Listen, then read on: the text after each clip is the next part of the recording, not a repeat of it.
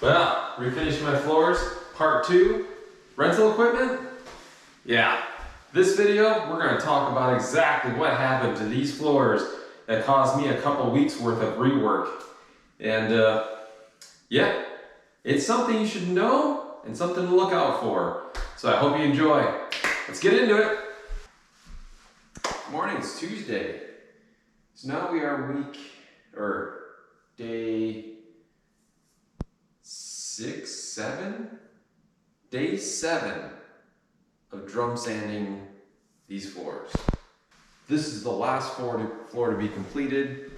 I am through the 36, 60, 80, and now we're ready to do the 100.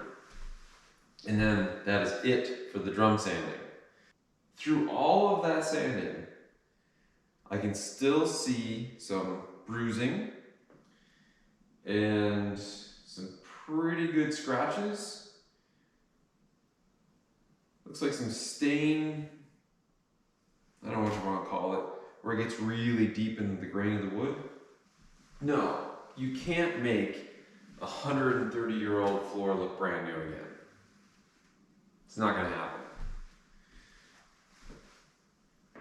At least one that's been through this amount of abuse. The fireplace ends up being like this island, and we're going to surround the island with the original flooring, and all the other spaces in the house will get new flooring.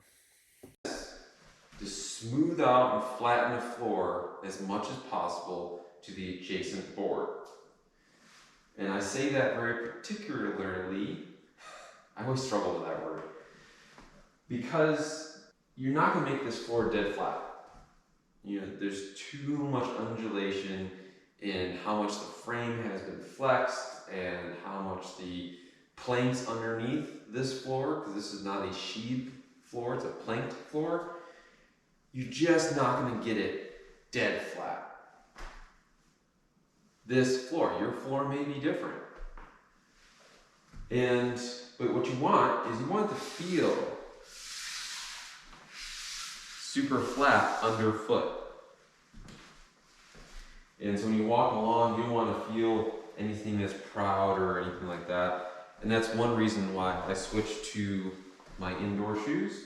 Now, I never walk outside in these shoes when I'm on a job. So I get to a job, clean shoes, and now these things stay inside and never go outside. I don't want to bring any moisture in, any sand, any stones, anything like that. I don't want to dent my wood. I don't want to transfer any moisture into it.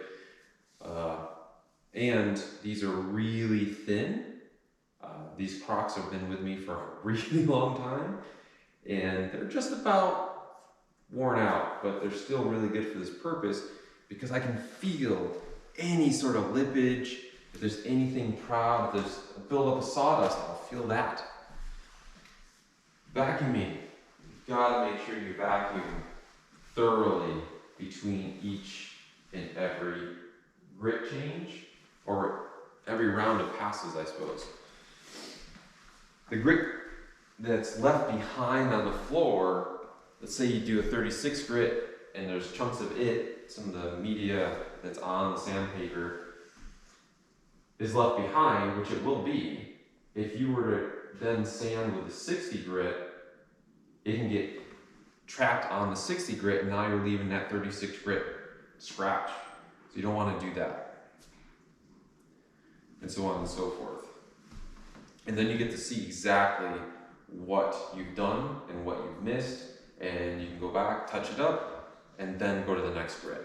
Sounds like Bentley's here. Hello. Morning, Bentley. Good morning.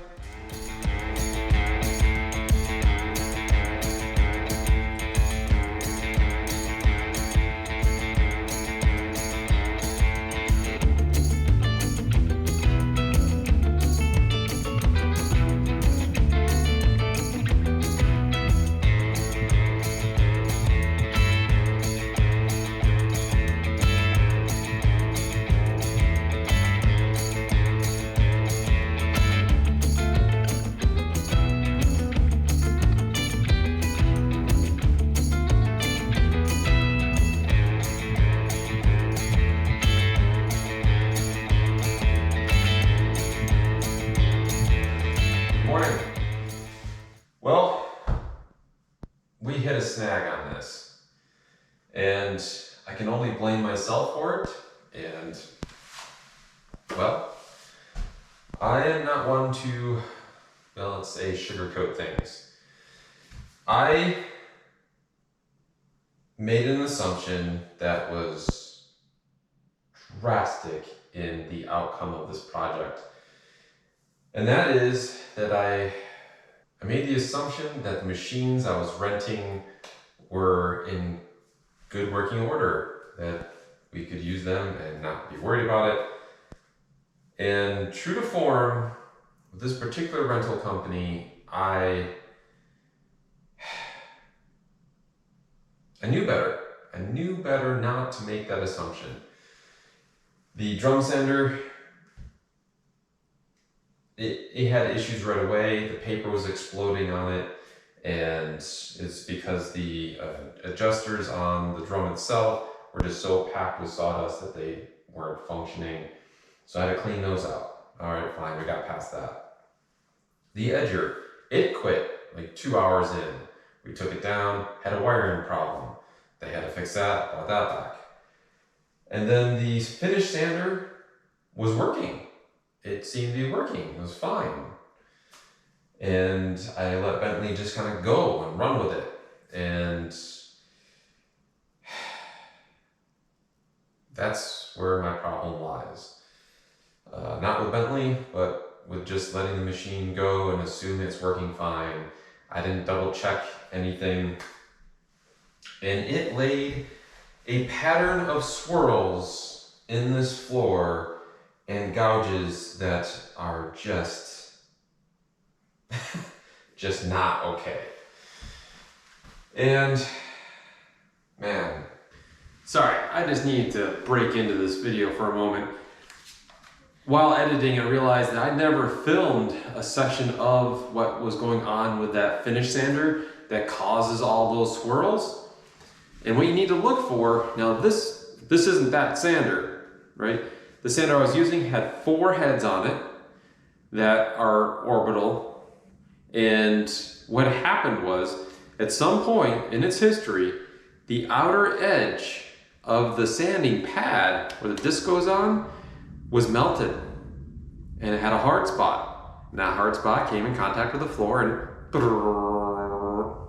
causes little tiny swirls, and then it would also get jammed up and then take a large swap and make a large swirl on the floor.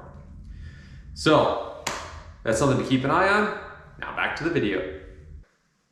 It is costing me a hell of a lot of time to overcome.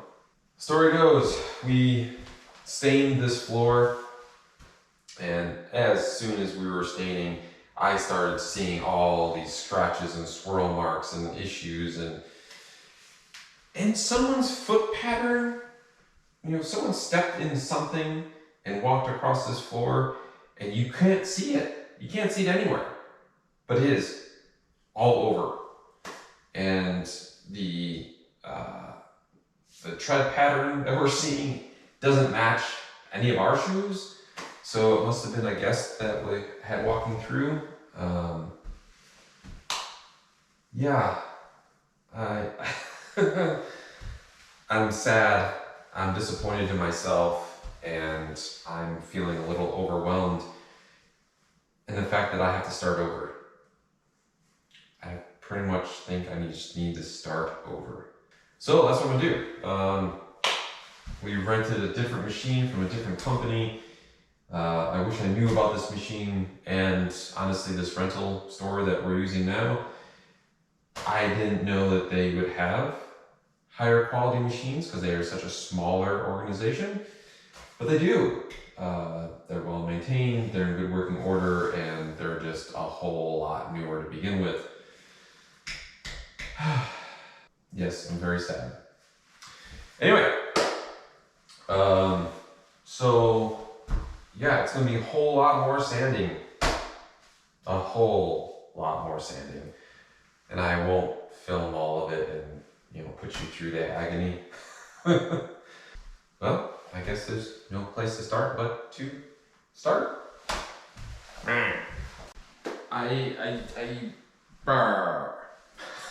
I don't know how to explain to you the frustration level I'm operating on right now. So that other new drum machine that I picked up, man, it is a far superior machine. It worked awesome, except that you can't see it. 5 foot up, you cannot see it. But you get down on this floor and you will see a gnarly, wide groove that was put in the floor.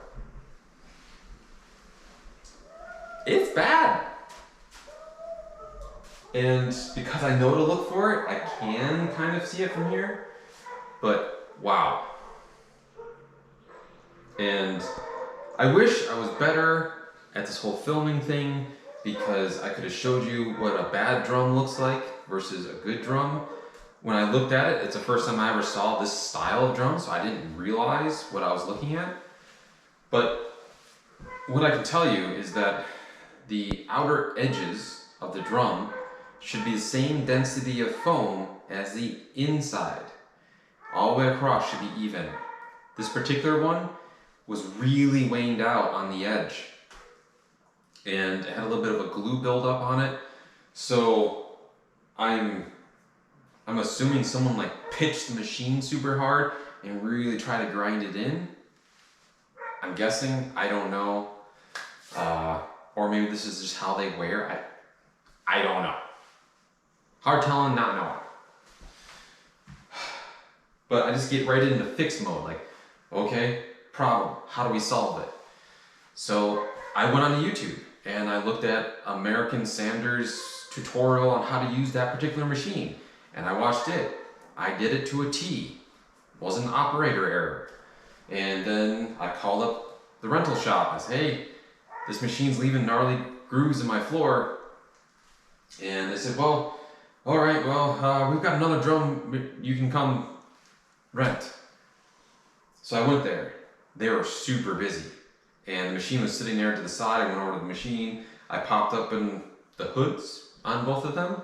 And sure enough, what a drastic difference in the drums. I was just so focused on fixing the problem that I forgot to film it with you guys.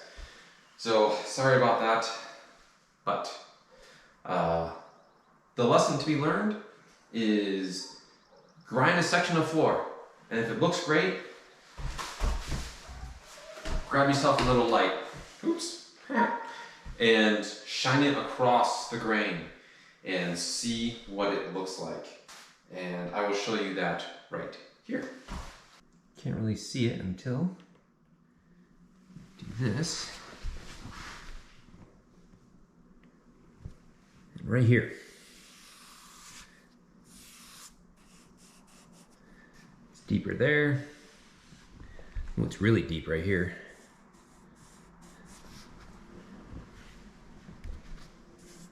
And again there.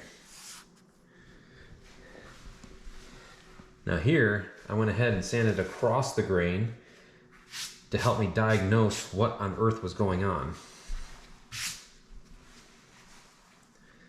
Then I came back across it somewhere, yep, right here. And it did it again. It left that deeper groove in. All right, well, I'm going to have to resand this entire floor and give it another go. Right? What should you take away from this video that is the most important lesson? Start in a small area. Do that area, check out what's happening with the machine, and then if there's any issue, well, let's back up. Before you take delivery of those machines, examine them. See if they've been cleaned. See if it looks like they've been maintained. Look at those pads. See if there's any burn marks, if there's any wear marks, anything that's excessive. I mean, the rental equipment, people abuse them. Hopefully not you, but the people before you, chances are. Now these rental companies, they make their money by buying it once and just sending it out, sending it out, sending it out. That's their business model. It's what happens. Right or wrong, it's what we deal with. Anyway, Once you take delivery machines, like, oh, it looks fine to me, I'm not really sure what I'm looking at. Then just do one part of a floor.